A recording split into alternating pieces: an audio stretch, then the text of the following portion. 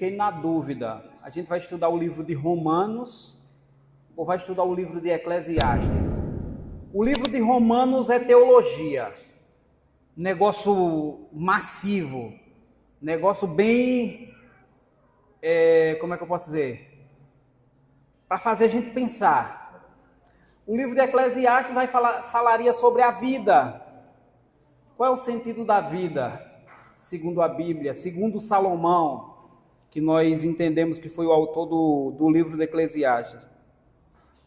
E quando foi hoje pela tarde, por algum motivo, a gente mudou a série. E eu tive que, de última hora, pode colocar o slide, por favor? Porque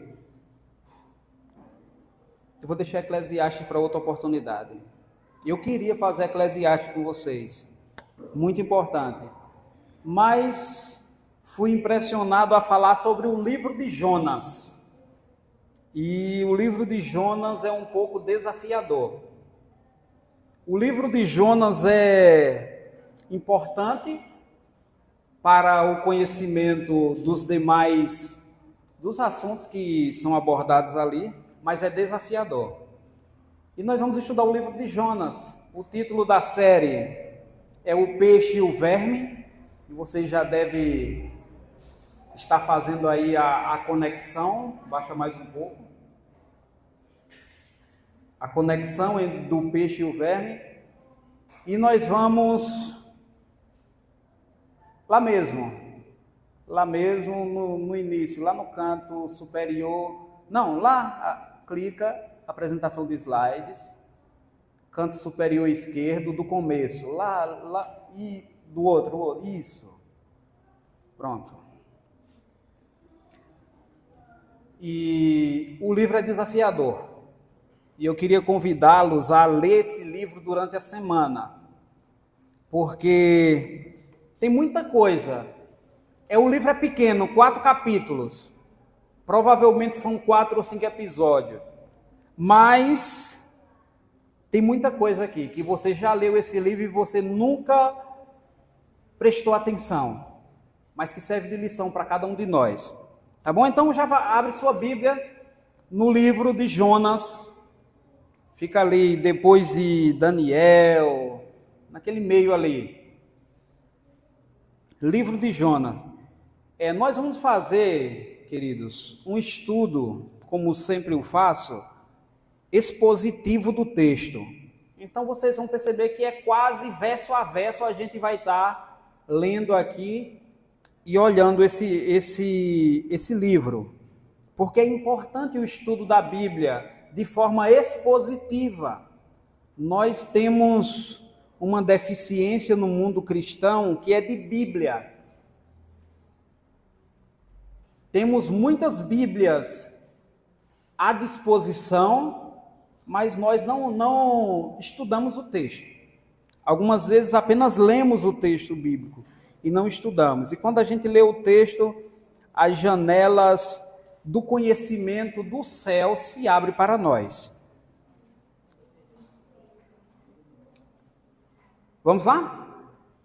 Esse é o livro de Jonas. O livro de Jonas é uma narrativa singular. E muitas vezes parece que o livro não segue, Jonas não segue o padrão apropriado ou comum dos profetas do Antigo Testamento. E o livro apresenta a história de um profeta que rejeita, a princípio, a missão que lhe foi dada, mas depois ele volta atrás, depois de um certo enredo, ele volta atrás e completa a missão que lhe foi dada. O nome Jonas significa pomba. Sabia disso? O nome Jonas significa pomba. Os nomes bíblicos, eles são relevantes para o texto, para a época. Então, o nome que a pessoa colocava tinha a ver com seu caráter, ou com alguma coisa que ele estava rodeado. Então, Débora, abelha, né? Ela era como se fosse uma abelha operária, diligente. Né? Então, Jonas, o significado do nome Jonas é pomba, que é relacionado ao sacrifício. Certo? Outra coisa interessante aqui para a gente saber, e eu já disse a vocês, e eu vou explicar o porquê, foi muito boa essa água, estou me recuperando ainda de uma virose. Jonas é um profeta diferente.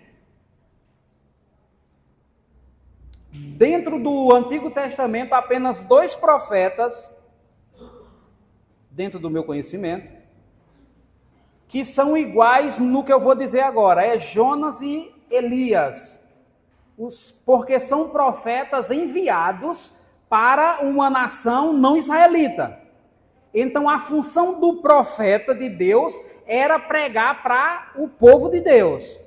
Todos os profetas ele ia pregar para o povo de Deus, exortar, ensinar, corrigir. Mas Jonas e Elias, apenas esses 2 tiveram uma missão um pouco que diferente. Eles foram pregar a povos que não eram israelitas. Vamos passar e ver. Então, quando a gente inicia o capítulo de Jonas, o verso já vai dizendo: a palavra do Senhor veio a Jonas, filho de Amitai, dizendo. Então, esse é o primeiro verso, que tem muita coisa aqui, mas eu passei, foi? Pode voltar para lá. Isso. Está dando spoiler já do... Isso. Vamos lá. A palavra do Senhor veio a Jonas, filho de Amitai. Quando diz que ele era filho de Amitai, em hebraico Emet, que significa filho da fidelidade. Mas parece que o nome do pai de Jonas não reflete muito o caráter de Jonas. Porque quando nós vamos ver esse filho da fidelidade, ele não é tão fiel à palavra do Senhor. Mas para aqueles que não sabem, Jonas aparece também em outros livros da Bíblia. E eu gostaria de ver com vocês aqui, estou errando o controle aqui,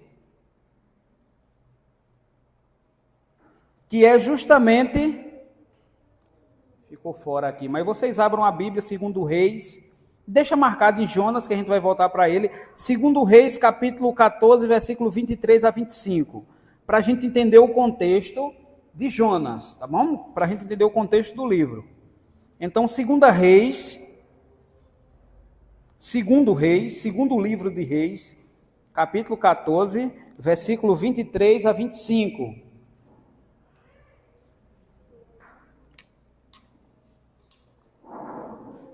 Diz assim: no 15º ano do reinado de Amazias, filho de Joás, rei de Judá, Jeroboão, filho de Jeoás, rei de Israel, começou a reinar em Samaria e reinou 41 anos.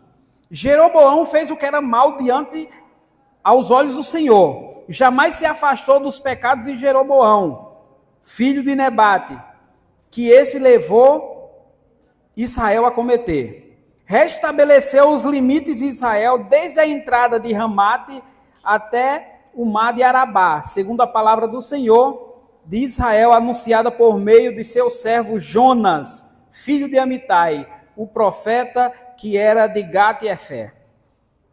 Então, a primeira vez que aparece Jonas na Bíblia é no livro de Reis, no reinado de Jeroboão II.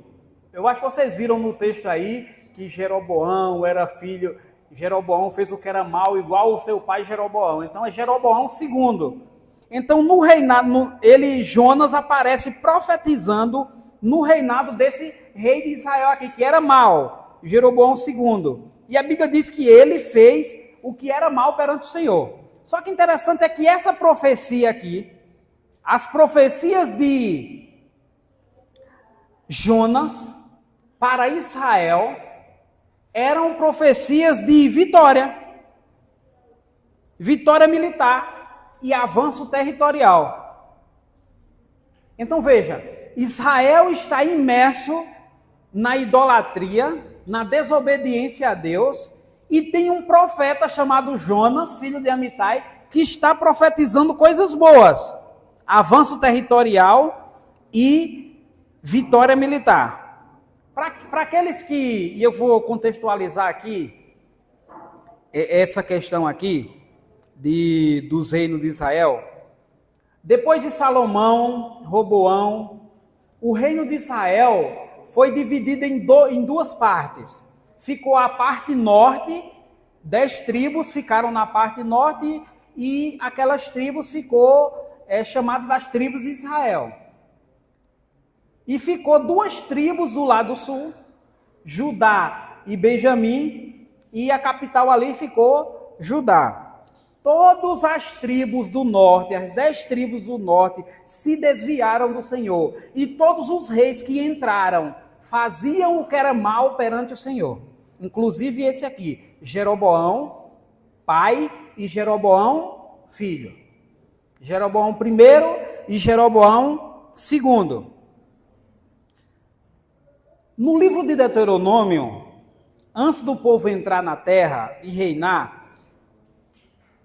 Deuteronômio capítulo 21 até o 29, tem as conhecidas bênçãos e maldições, que era um tratado suzerano-vassalo que vigorava naquela época, que era o seguinte, e Deus fez isso com Israel.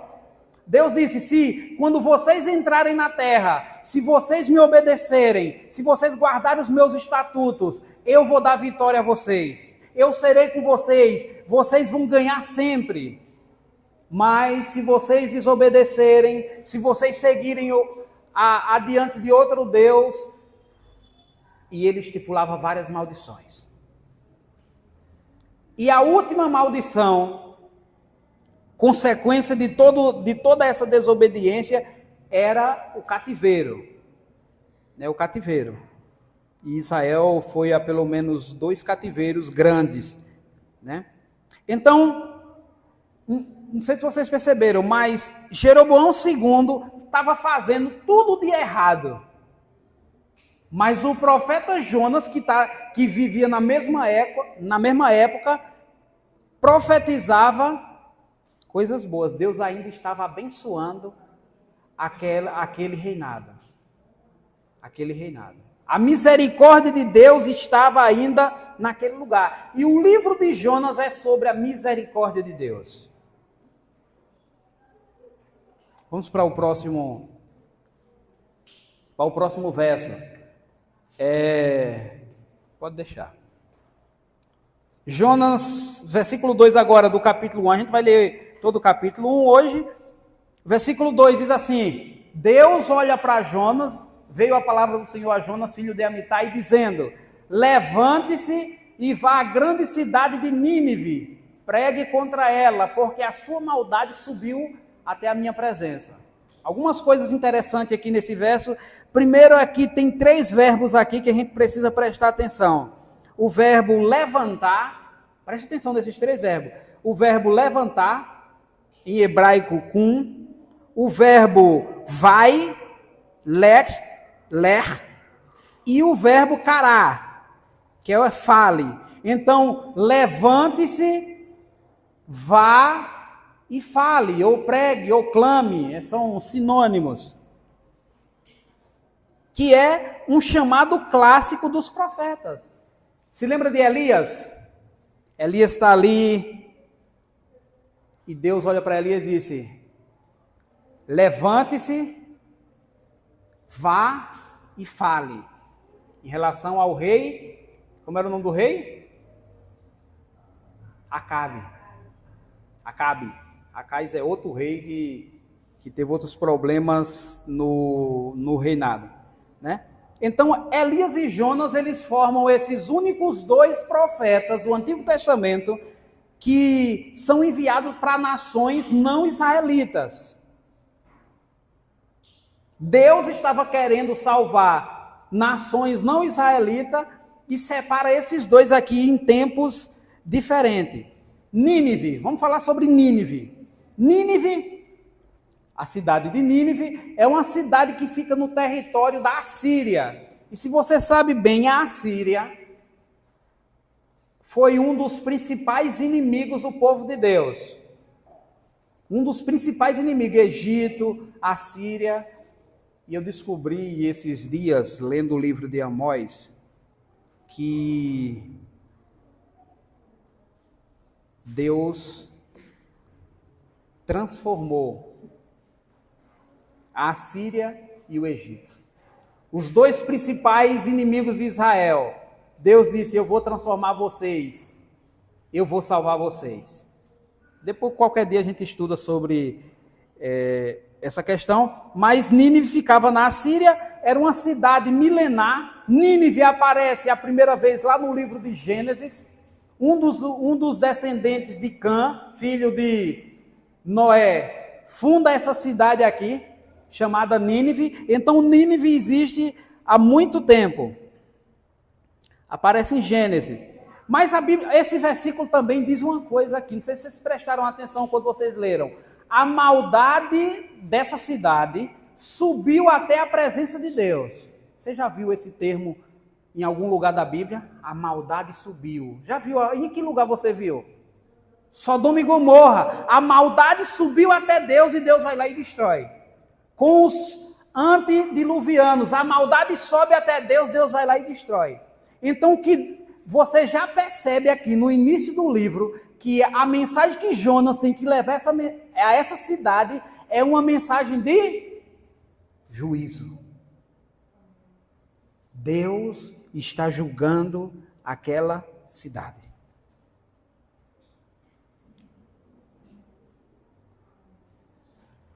Era uma cidade, Nínive, era uma cidade muito violenta. Sabe o que foi que os ninivitas fizeram uma certa vez com outra cidade que eles foram dominar? Não estavam gostando do pessoal lá. Só para lembrar que eles dominavam na época, eles entraram na cidade, tiraram a pele, arrancaram só a pele de todos os homens e penduraram no muro. Você vê o nível de maldade daquela cidade. Então, vamos para algumas questões históricas, para a gente entender mais sobre isso.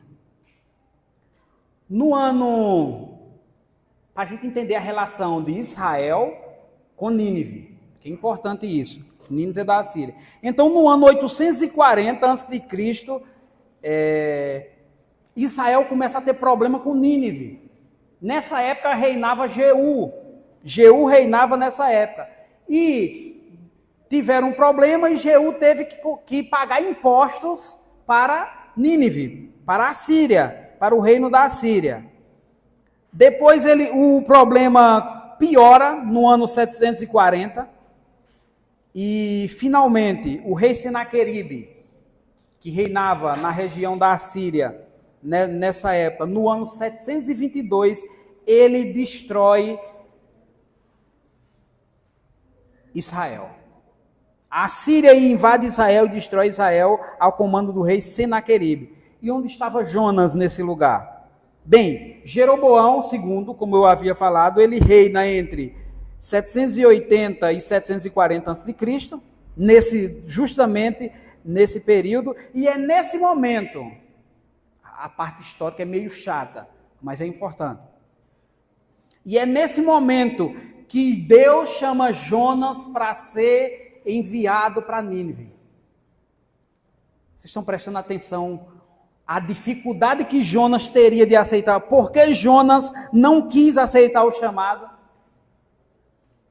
Jonas ia ser profeta, anunciar destruição para uma cidade, para um povo que tinha destruído Israel, para um povo mais forte que Israel, e para um povo extremamente violento. Você gostaria de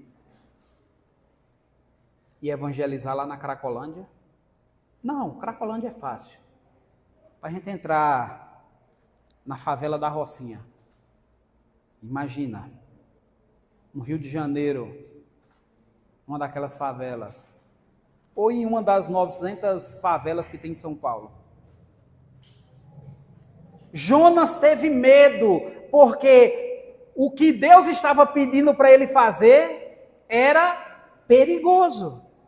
E Jonas temeu pela sua própria vida. E em toda a Bíblia,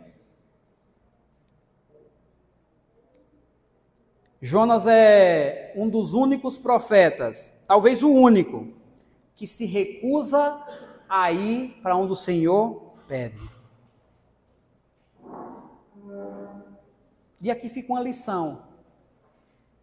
Jonas queria profetizar em Israel. Profetizar em Israel é fácil. Ser crente na igreja é bom. É todo mundo sorrindo, né? Quando tem almoço é todo mundo alegre. Mas ninguém quer ir lá para fora falar. Pregar aqui na igreja é bom, tem ar-condicionado. Vocês já são cristãos, particularmente nós pensamos quase a mesma coisa em relação ao cristianismo, às doutrinas de Deus. É fácil. Mas Jonas está sendo chamado para pregar num lugar em que era totalmente diferente. E esse é o desafio. Sabe o que a Bíblia diz? Deixa eu passar aqui. Foi muito. Jonas, versículo 3 a 5, se levantou, mas para fugir da presença do Senhor para Tarsis. Desceu a Jope e encontrou um navio que ia para Tarsis. Pagou a passagem e embarcou no navio para ir com eles para Tarsis. Não foi longe da presença do Senhor. Mas o Senhor lançou no mar um forte vento e levantou-se uma tempestade tão violenta que parecia que o navio estava a ponto de se despedaçar. Então os marinheiros ficaram com medo e clamavam cada um a seu Deus. Lançaram ao mar as cargas que estavam no navio, mas para que ficasse mais leve. Jonas, porém, descido ao porão do navio, havia se deitado e fazia o quê? Dormia. A palavra do Senhor veio a Jonas. Ao invés de aceitar Jonas, foge. Jonas decide fugir. Ele não queria ir para Nínive. E só a título de curiosidade, Nínive é a atual hoje cidade de Mossul, no Iraque. Então Deus disse, vai para ali. E Jonas foi para Tarsis, região da Espanha. Totalmente diferente. Deus diz, vai para o Oriente. Ele vai para o Ocidente. E vocês prestaram atenção como é o esquema da fuga de Jonas? A Bíblia diz que primeiro ele desce para Jope. Depois ele desce para o porão do navio, na tentativa de se esconder de Deus. E depois ele desce para o fundo do mar. Achou que descendo, Deus não iria vê-lo. Ele fugiria da presença do Senhor. Mas Jonas é profeta. Mas o que é ser profeta? Se você olhar para Êxodo 4, se você olhar para Êxodo 34, você vai perceber o seguinte: ser profeta é ser a boca de Deus. É falar o que Deus mandar falar. Não é o que pensa, é o que Deus mandar falar. É por isso que a todos os profetas, quando eles... Vocês podem perceber nos profetas maiores e menores, na divisão da nossa Bíblia, sempre tem uma frase comum a todos eles quando eles vão dar sua mensagem. Qual frase é? Que é a fórmula do mensageiro. Assim diz o Senhor. Porque o profeta é a boca de Deus. Grava isso. Profeta é a boca de Deus. Ko-amar Adonai, assim diz o Senhor. Era isso que a fórmula do mensageiro. Não era o que o mensageiro queria, não era o que o mensageiro achava, mas era aquilo que Deus mandou. E Jonas foge justamente por conta disso. Porque Deus está colocando Jonas numa situação de inevitável morte. Não sei se vocês perceberam. Jonas não responde a Deus. Fica calado. Deus diz, levanta e vai. Jonas fica calado. Ele não quer ser a boca de Deus. Achando que quanto mais fundo ele for, vai se esconder. Quantos de nós não fazemos como Jonas? Vamos fundo, fundo, fundo, tentando se esconder de Deus. Mas se Jonas tivesse lido o salmista Davi, Jonas entenderia que não podemos fugir da presença do Senhor. Não adianta fugir. Se eu subir até o céu ou descer até o mar, Deus vai estar lá. Não adianta fugir da presença do Senhor.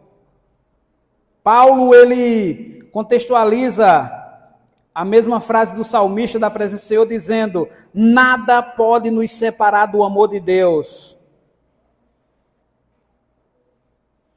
A Bíblia diz claramente, nesse verso aqui, o Senhor lançou sobre o mar um forte vento. O Senhor manda uma tempestade. Todo mundo aperreado. E Jonas estava dormindo. O capitão do navio se aproximou de Jonas e lhe disse, o que está acontecendo com você? Agarrado no sono? Levante-se. Invoque o seu Deus. Talvez assim, seu Deus se lembre de nós, para que não pereçamos. Dois verbozinhos aqui. Levantar e invocar, que é o mesmo verbo para falar, para clamar. Deus diz no início, Jonas, levante e clame contra Nínive. Aqui, o capitão do navio está dizendo, levante-se e clame. E quando o capitão diz isso, Jonas lembra que Deus também tinha pedido isso. Sabe o que é que Jonas faz? De novo, ele fica quieto. Os marinheiros, então, versículos 7 a 10, é porque a configuração está certinha, mas não sei o que aconteceu. Mas vamos lá, mas você pode ir na sua Bíblia aí ver. Jonas 1, 7 a 10. Os marinheiros diziam uns aos outros, vamos lançar sorte para descobrir quem é culpado desse mal que caiu sobre nós. Lançaram sorte, e a sorte caiu sobre quem? Sobre Jonas. Então lhe disseram, agora nos diga quem é culpado desse mal que nos aconteceu, qual é a sua ocupação, de onde você vem, qual é a sua terra, de que povo você é? Dessa vez Jonas quebra o silêncio e fala. Jonas respondeu, eu sou hebreu e temo ao Senhor, Deus do céu, que fez o mar e a terra. Então os homens ficaram com muito medo e lhe perguntaram, o que é isso que você fez? Pois aqueles homens sabiam que Jonas estava fugindo da presença do Senhor, porque ele havia lhes contado. Primeira coisa, Jonas esconde a profissão. Ela para ele dizer, eu sou profeta de Deus, ele diz o quê? Eu sou um adorador, eu temo ao Senhor. Esconde quem ele é. Interessante que Jonas é chamado para denunciar, para pregar contra a maldade da cidade de Nínive. Mas o Jonas desobedece, vai para o barco e traz maldade sobre o pessoal que estava no barco. Vamos continuar? Continuando do versículo 11 e 12, então lhe perguntaram, o que devemos fazer com você para que o mar se acalme? Disseram isso, porém, porque o mar ia se tornando cada vez mais tempestuoso. Jonas respondeu, peguem-me, levem-me para Nínive. Foi isso? Jonas respondeu: eu vou fazer uma oração agora e vai tudo se resolver. Foi isso? O que é que ele diz? Me lancem no mar, então o mar ficará calmo. Porque eu sei que por minha causa grande tempestade caiu sobre vocês. Detalhe. Jonas poderia, nesse momento, se arrepender do que tinha feito e aproveitar a oportunidade de fazer uma grande pregação para aquelas pessoas e dizer: se convertam, Deus mandou a tempestade, mas eu me arrependi, Deus vai nos salvar. Ele não fez. Jonas poderia dizer: me leve para Nínive, porque eu estou desobedecendo ao Senhor, era para ir para lá e eu não fui, é por isso que está acontecendo isso. Mas o que é que Jonas diz? Me joguem no mar. Ou seja, Jonas preferia morrer do que ir para Nínive.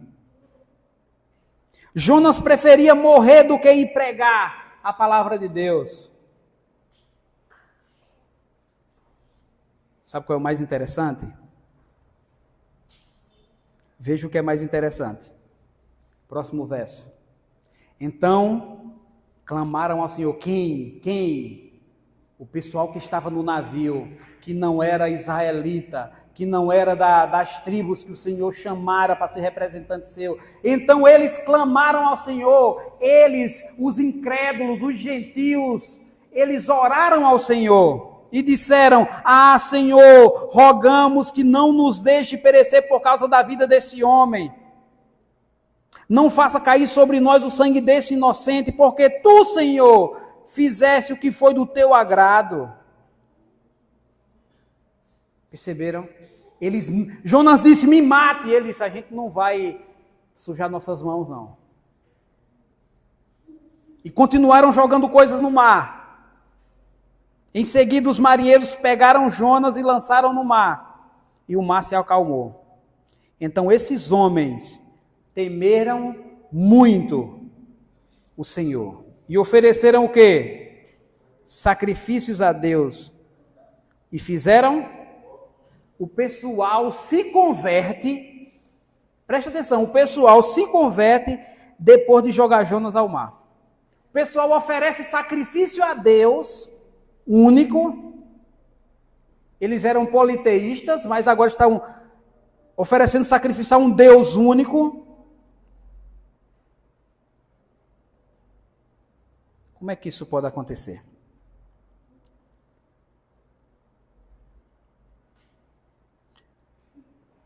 Se você observou, se você leu, que é muito difícil no ano bíblico as pessoas lerem esse trecho, Deuteronômio capítulo 29, que fala sobre as alianças e tal, as consequências da desobediência e da obediência.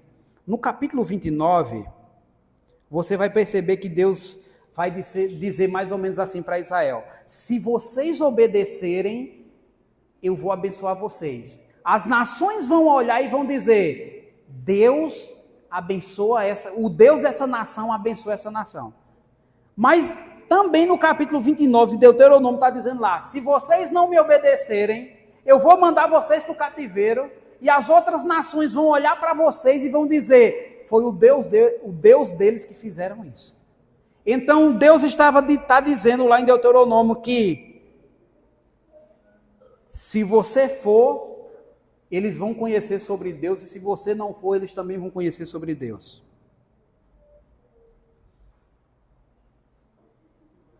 Nas maldições ou nas bênçãos, os povos ao redor de Israel reconheceriam o Deus de Israel.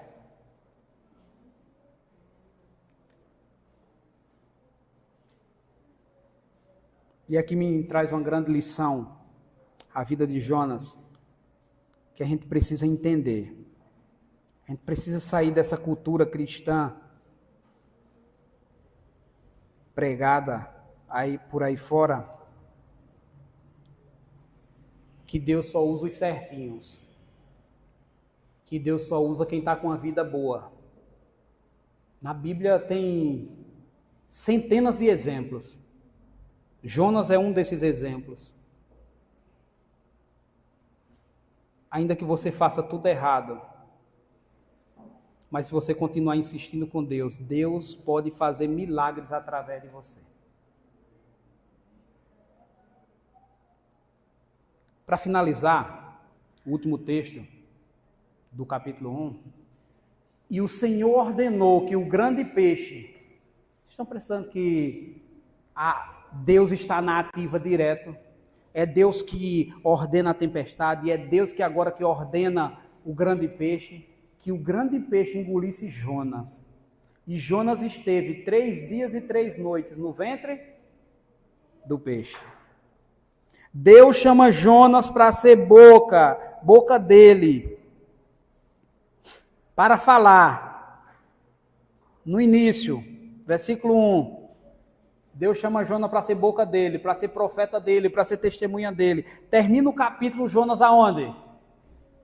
Calado, dentro da barriga de um grande peixe. Termina Jonas calado no fundo do mar. Ao invés de abrir a boca, de Jonas abrir a boca, quem é que abre a boca agora? O peixe.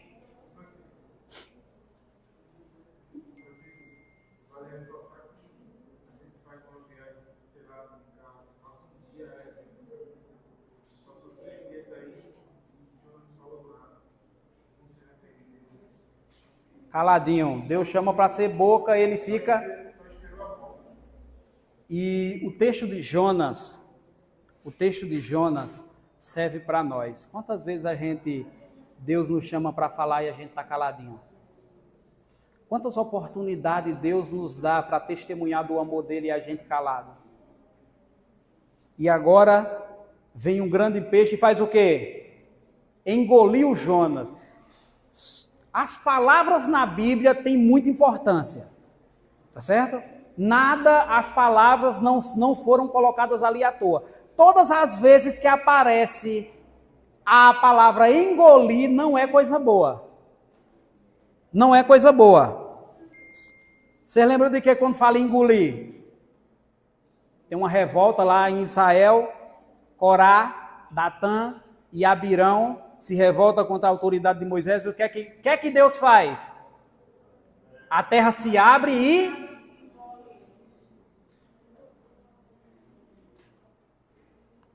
Faraó está perseguindo o povo de Deus passa pelo mar. Quando o exército egípcio está passando pelo mar, o que é que a Bíblia diz que acontece? O mar engole eles. E agora Deus usa o mesmo termo para o grande peixe engolir Jonas. Engolir está relacionado à punição.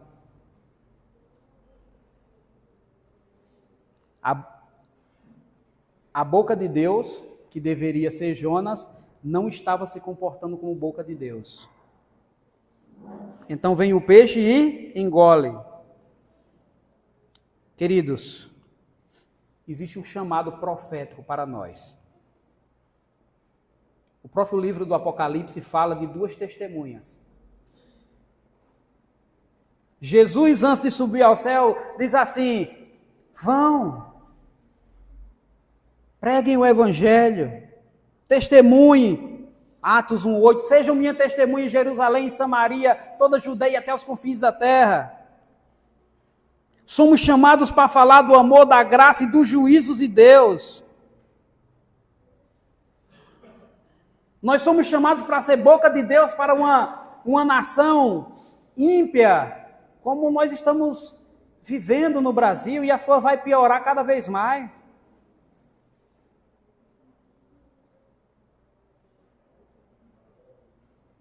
E a gente está fazendo o quê? Ah, mas eu estou chateado.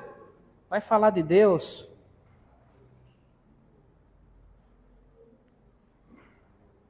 Ah, mas eu estou magoado com a igreja. Vai falar de Deus, vai testemunhar sobre Deus.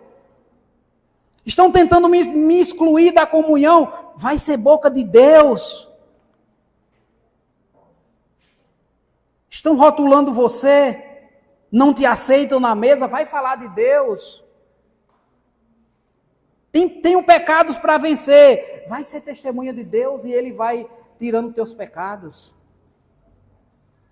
Porque a nossa santificação é um processo que a cada dia o Espírito Santo vai tirando coisinhas e coisinhas da nossa vida. Ninguém está 100%, nem deveríamos esperar isso só na glorificação. Aceite o chamado para ser boca de Deus, fale do amor, do juízo de Deus para a humanidade. Esse é o nosso chamado profético. Temei a Deus e dai-lhe glória, pois é chegada a hora do seu juízo. É o nosso chamado profético, é a mensagem angélica que nós temos que pregar. É pregar, caiu a grande Babilônia.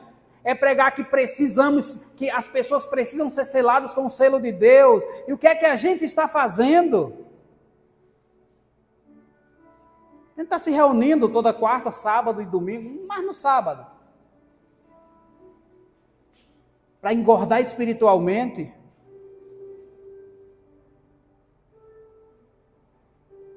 Não estamos mais preocupados em ser profetas em Israel. Nós queremos ser boca de Deus dentro de Israel somente. Mas o chamado de Deus é para fora. Ei, tem gente aqui nessa cidade, iguais os ninivitas daquela época. E eles precisam ser alcançados, Deus precisa salvá-los.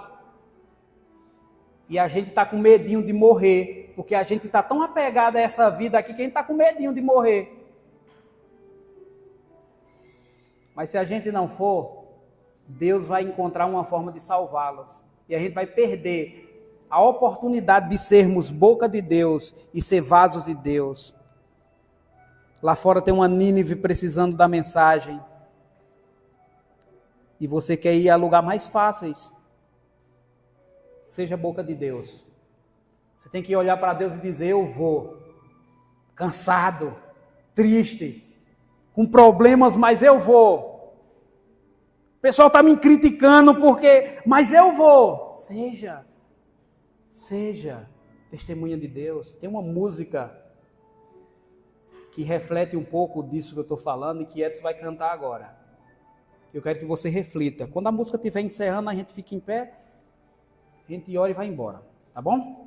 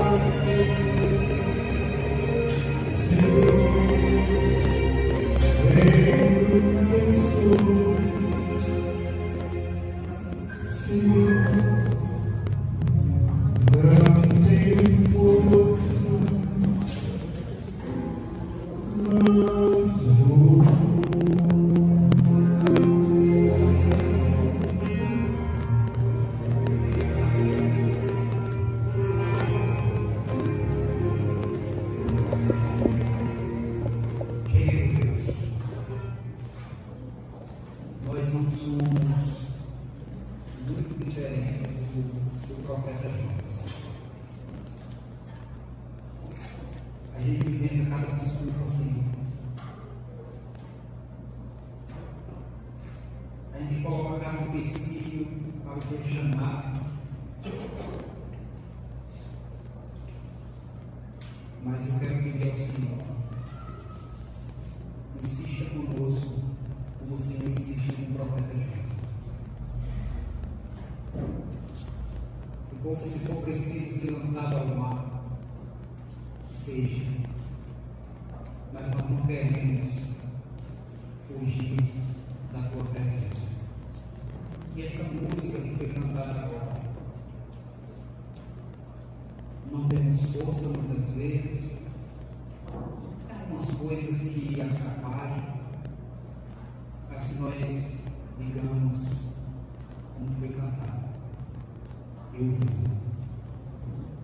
Cada pessoa aqui aceita o chamado, e o teu chamado para ser boca do Senhor é individual e diferente para cada um. Que cada um aceite o seu chamado e seja testemunha do Senhor, onde quer que eles possam ir, em nome de Jesus.